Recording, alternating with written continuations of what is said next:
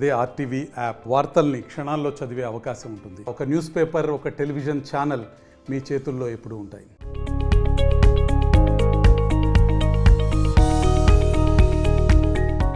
సాధారణంగా సినిమాలు రిలీజ్ అయిన తర్వాత లేదంటే విడుదలకు దగ్గర పడుతున్న టైంలో అనుకోని అవాంతరాలు ఎదురవుతూ ఉంటాయి. కానీ మెగా హీరో సాయి ధరమ్ తేజ్ సినిమాకి మాత్రం షూటింగ్ మొదలు పెట్టడానికి ముందే పెద్ద ఎదురుదెబ్బ తగిలింది.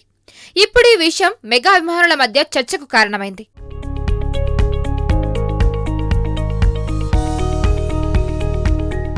యాక్సిడెంట్ నుంచి కోలుకున్న తర్వాత సాయి ధరమ్ తేజ్ విరూపాక్ష సినిమాతో గతేడాది ప్రేక్షకుల ముందుకు వచ్చాడు. హారర్ థ్రిల్లర్ కథతో తీసిన ఈ సినిమా హిట్ అయింది.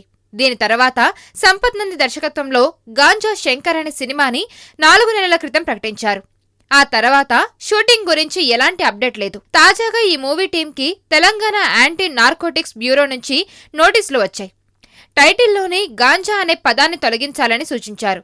సినిమాలోనూ డ్రగ్స్ కి సంబంధించిన సీన్లు ఉంటే చట్ట ప్రకారం చర్యలు తీసుకుంటామని హెచ్చరించారు. విద్యార్థులు, యువతలపై ఈ టైటిల్ ప్రభావం చూపించొచ్చని వెంటనే మార్చాలని చెప్పారు.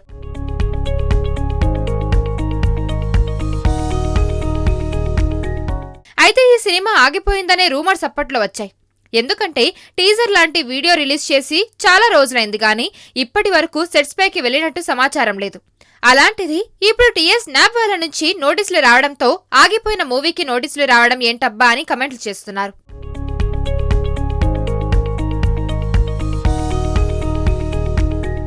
మరిన్ని వీడియోస్ కోసం ఛానల్ ని సబ్స్క్రైబ్ చేయండి. లేటెస్ట్ అప్డేట్స్ కోసం వాట్సాప్ ఛానల్ ని ఫాలో చేయండి. అండ్ లింక్ డిస్క్రిప్షన్ లో ఉంది.